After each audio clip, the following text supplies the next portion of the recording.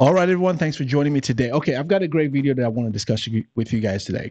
It's regarding our man, Ibrahim Traore, and a recent move that he made to reclaim his country's mineral resources. In this case, it is the gold mines from a British company, which has been the largest mining company in Africa and has been exploiting that country for years. And I think that this type of move by a man like this is one that is very encouraging to most of us. And I want to discuss this because it is yet another reality for the world that Africans are tired and Africans are ready to reclaim back their continent. It is starting with the leaders of both Niger, Burkina Faso, Mali, these countries in the Sahel. And to have a brother in his 30s who is not only just talking, he's actually backing his words with actions. He's a man who, when he came in to office through a coup almost 2 years ago, he says that he was going to do a lot of the stuff that we're seeing today. Most people didn't really believe it. Most people didn't really believe it because we've seen this from most African countries. If there's anything we know about African leaders, is that they talk too much. All they do is talk. Most of which is they're just trying to get the vote. And when they get into position, they just are corrupt. They're in bed with foreign entities, with the West and Europe. And so when he came into office in a coup, especially coming in that way, and then saying, I'm going to do X, Y, Z, most people didn't really believe it. Because we've heard those speeches before. But to then find him put actions behind his words, one of which he said back then was that he was going to reclaim the gold and resources for his country. And here we are talking about it today. He's actually done it. So let me read some of these because we're going to have a good conversation. We're going to have a good conversation about this one. Okay. So it says there have been reports that Ibrahim Traore has nationalized the gold mines previously operated by a major British mining company, which is described as the largest in Africa. Now, this move signifies a bold step towards resource sovereignty, aiming to control and benefit directly from Burkina Faso's gold reserve. Under Traore's leadership, Burkina Faso has initiated the construction of its first gold refinery. Remember, we saw him do that last year. Remember, we saw him laying bricks. Remember that? He was actually laying the foundation of the largest refining mining company in his own country for gold, which they laid last year. Now, the foundation stone for this project was laid in November 2023 with the goal of producing its first gold by the end of 2024. Now, this refinery, which is a gold refinery, with an annual capacity of 150 tons, is a part of a broader strategy to add value locally to Burkina Faso's gold production rather than exporting raw gold. Now, the nationalization and the gold refinery project are part of Traore's vision to reduce dependency on foreign entities for the processing and trade of Burkina Faso's gold. Now, this move not only aims at economic empowerment, but also resonates with a broader African narrative of reclaiming resources from historical colonial powers. Now, social media posts and discussion on platforms like X reflect a strong support for Traore's actions among certain sentiments of the population, viewing this step as part of a broader anti-colonial and anti-imperialist stance. Now, however, such actions could also strain relations with Western countries. Who cares? Who cares? Because the question I'm asking is, how has Western involvement in Africa benefited Africa? How has the West been in Africa since the 1800s? Even going back to the 1700s, when they've been going there stealing our people, taking our people as slaves, labor for their own country, and then going back there in the 60s and looting those places and colonizing those places. How have that really benefited Africa? So the idea that anyone would think that this is going to strain relationship with the West, who cares? Because it's about time we need to start taking a stance in Africa against the invasion of the West in those countries. It hasn't benefited Africa. If it's anything, it has actually kept Africa in abject poverty. Africa as a continent has gone backwards ever since the white Europeans arrived. Every country in Africa, most countries in Africa, are almost in the Stone Age. Most countries. When you go to Africa today, there are vehicles in Africa that you will see in Africa that are still operating on the roads, which actually produced 50 years ago. You go to roads in Africa, many roads are unusable. Erosion. Many facilities have been dead since the 60s. Many of the infrastructures in Africa are all under horrible conditions.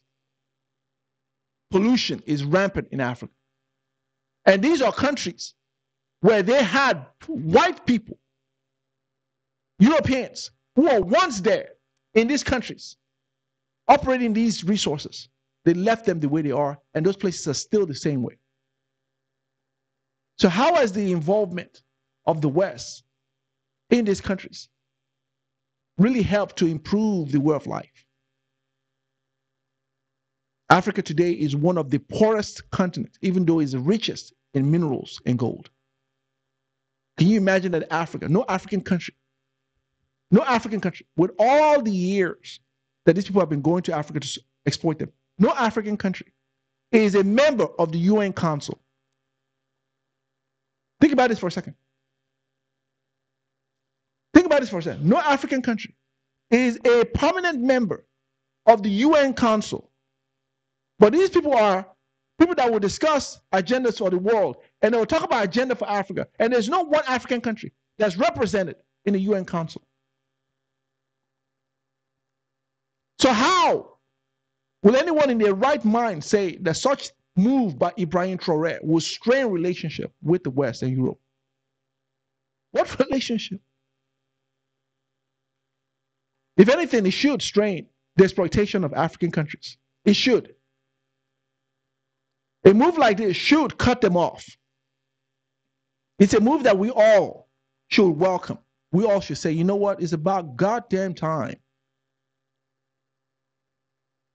that Africans in this recent century begin to do something. Now, I have to also say that Ibrahim Traoré is not the only one who is there to do such a move like this. He's not the only one. We've had few brave leaders who have dared to do exactly what he's doing, nationalize their resources, and they were met with assassination. Remember Patrice Lumumba of Congo, Democratic Republic of Congo. Patrice Lumumba was known for opposing the West and foreign invasion in his country. He hated the fact that they were exploiting his country. He hated the fact. And so Belgians, and together with the Americans, got together and took him out in 1961. And then you had Thomas Sankara of Burkina Faso, the one whom everyone is saying Ibrahim Traoré models after. Thomas Sankara was known to be against the debt that the West was saddling their country with. He was against that whole thing. And he wanted to nationalize the resources of his country, kind of like what this guy is doing right now. They didn't like it. They took him out in 1987. And then Gaddafi, who was the leader in Libya, who was trying to nationalize the oil of Libya, create a United States of Africa, where gold was the backing raw material for the currency of Africa. He was having meetings with African leaders to begin really helping Africa to develop. What's wrong with that? They took him out in 2011 with the help of Hillary, who was the Secretary of State at the time under Barack Obama's administration. They took him out, called him a terrorist, called him a whole bunch of names, the same names that they're calling these men today. And then we have Sylvanus Olympio, of Togo. You remember him? He hated France. He hated the fact that the CFA franc was used to exploit his country. He wanted to cut that off. Again, nationalize their own resources, uranium. Make sure that their country was not being exploited any longer for their resources. They took him out in 1963. So now the question now becomes, what is the faith that Ibrahim Traore is going to suffer? Because we've already seen the assassination attempt against his life. These countries that I've mentioned, if you look at the leaders who were assassinated, right? These are leaders who dared, right, to try to cut off these thieves, these evil people who were exploiting the countries before these people were born, before these people came into positions. The people that were there prior to these leaders that I've just talked about allowed these guys to exploit their countries. The leader in Libya before Muammar Gaddafi went in there was letting them come in there and taking whatever they had. So when Muammar Gaddafi went in there, they were like, hold on, can't do this. Same thing with Burkina Faso. Same thing with Congo. See, Congo is one of those places that they've been taking the cocoa from Congo. They've been taking all the raw materials for their chips and their computers and for their gadgets for years. Congo is endowed with resources, and that country is one of the poorest in Africa. Congo is one of the top 10 poorest countries in Africa. All the diamond, gold. They funded the wars in Congo to destabilize that country. Every of these countries that I've just talked about has been the leaders who have dared to stand up, who have been brave, and whom we have to always honor. We have to always honor all of these people because they stood against the face of what they knew was going to be a backlash against them, to say no, and they suffered those fates. And Ibrahim Traore, knowing the history, he's saying, no, I'm not afraid to die. And he tells this British mining company, you need to go to hell. He reclaimed that. Oh, now, of course, we all know that they're going to be trying to take him out. So now the question now becomes, what the hell are we doing about this? What are Africans doing about it? Because we can't just keep standing by while our leaders who are standing for us get killed and assassinated, and we go on as business as usual. We can't just keep staying idle by while those who are putting their necks out, standing in the gap for us to better the lives of our lives, get killed and assassinated, and we move on as business as usual. Bob Marley said, how long will they kill our prophets while we stand aside and look? Because it's until we as Africans realize that the power lies on us, and until we say we are sick and tired of being sick and tired, that is what they're hoping that we don't do. They're hoping that we don't say we're sick and tired, but they're starting to see a new Africa. Because Africans are all standing up and saying that we're sick and tired. We are seeing overwhelmingly on every platform, overwhelmingly on any channel, on any network, Africans standing up and pushing back at colonialists, imperialists. But we've got to reinforce that, because unless we protect our own leaders, people like this man, they will continue to think that they can take them out and keep us in abject poverty and continue business as usual, and we'll not do anything about it. Because they've done it in the past. So of course they will pay a few of us who are dumb and stupid to carry out the agenda for them.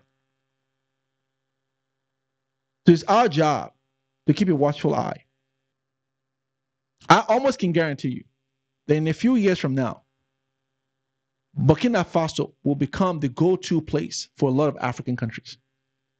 You didn't hear me. I can guarantee you that in a few short, distant years from now, Burkina Faso, a country who most people never heard about, right? Until this man took over. And most people don't really talk about in Africa. Burkina Faso is going to become the go-to country because you don't get to have a man like Ibrahim Traoré with the type of vision and the actions behind his words be the leader of that country, and that country doesn't change. It's not possible. You don't get to have a visionary leader like that in a country, putting actions behind his words, doing for his own people, and the economy, the social living, the situation in that country doesn't change. It's not possible. The man has been there for 2 years, and we've already seen the man shake the whole place up. He gave farmers tractors so they begin producing food in his country. He's reinforcing the defense situation in his country by partnering with the likes of Niger, Mali, signing defense contract pact so they can become stronger together. An attack against one is an attack against all of them. He's now making moves like this with their own minerals, which has been exploited by a parasite like Britain for years to reclaim that. You don't get to have a man like this and the country doesn't change. And so, while other African leaders are cowards, we have one to look up to and say, thank God for him. Thank God for Niger. Thank God for Mali. Thank God for the Sahel states. Thank God for them. Because these ones are shaping the model of which the other ones need to follow and emulate. He's shaming all the other African leaders who spend their time with pretty species, taking trips, dancing to the tune of the West while their country and their people are suffering. And then these same people will have the audacity to tell us that we can't go to their country. I hope, let me say this real quickly before I close. I hope that every African whose country has been exploited at the hands of these invaders, these Europeans, this West, I hope the moment you get a chance to migrate to those countries, I hope you flood those countries up. And when you get to those countries, do not do anything. You need to go ahead and then begin to tap into those free programs, right? Free programs. Go and exploit their country by tapping into those free programs that they live over there, because those are your resources. Go and tap into it. Go and get the Medicaid, go and get the food program, go and get the housing living, go and get all of it. Because those are your resources. Don't let anyone shame you, talk about you need to work for stuff. No, because when you were in your country, trying to work for a living, they came in and stole your stuff so they can go to their country and live lavishly. So when you get to go to their country, you need to go in there and just relax and let them take care of you, because they won't let you work in your country. So you go to their country, let them work. It's their country. Let them work. If they don't like it, tell them to leave your country alone. I hope that all these countries that get exploited, that the citizens of those countries invade and flood through immigration these countries who have been exploiting their country. And when you get there, relax. Don't do nothing. Tap into those government programs and live your life. If they don't like it, tell them to leave your country. And you won't be in their country. That will be the payback. That will be the payback. Because they can't keep exploiting our countries, leaving us in abject poverty, and then tell us that we don't get to come to their country. No. No. So Africa has a way to pay back these invaders in their own coin. Because we're trying to do for ourselves. We're trying to build our own lives. We're trying to develop our countries, and they won't let us do it. See, a guy like Ibrahim Traore right now, who is doing for his country, you would think that he's committing the worst sin in the world. You would think he's committing the worst sin in the world. To these invaders and these evil people, yes, he is, because it's cutting them off. You would think that he's doing the worst things a human being can do by trying to nationalize his own resources for his own country, so his own country can benefit from their own resources. So when they keep taking our leaders out like that, we get to go to their country and exploit their own country for all the programs, all the minerals that they took from our country, all the resources. We go over there, and you need to be there, lazy it up. Lazy it up. Let them take care of you. Let them take care of you. Don't do nothing. Let them work. It's their country. If they don't like it, they need to leave your country alone. They need to leave your country alone.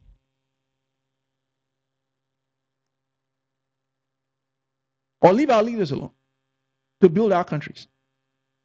And we'll be good. So I thank God for a guy like him.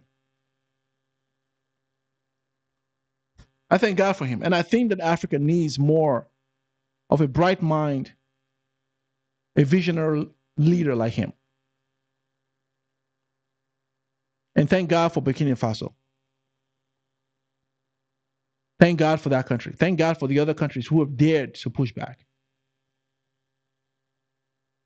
And many other African countries, I know, I have no doubt, are going to also begin nationalizing their country, because they can't kill us all.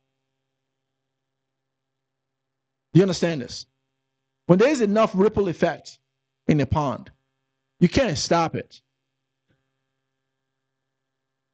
You can't drain out the whole ocean. They can't take us all out. So you have these leaders in the Sahel region setting the standard. We need more African countries to join the force, because when we are standing together, there's strength in numbers. So I say bravo to Burkina Faso. I say bravo to Ibrahim Traore. He's the kind of man we want, and we hope that many other African countries and African leaders emulate. Anyway, thank you all for watching. Please like the video, share the content, subscribe to the channel. Nu vill jag kunna ge tillbaka allt jag inte kunnat ge förut. Det finns ingen annan där som kan stå här by my side, oh why. Sättet du rör på det får mig att dö för dig baby. För de här yardis, de vill ju bara dra ner oss. Men du är fett och vanlig. Och det jag lägger all min tid. Jag vill ha dig. Du får mig känna safety.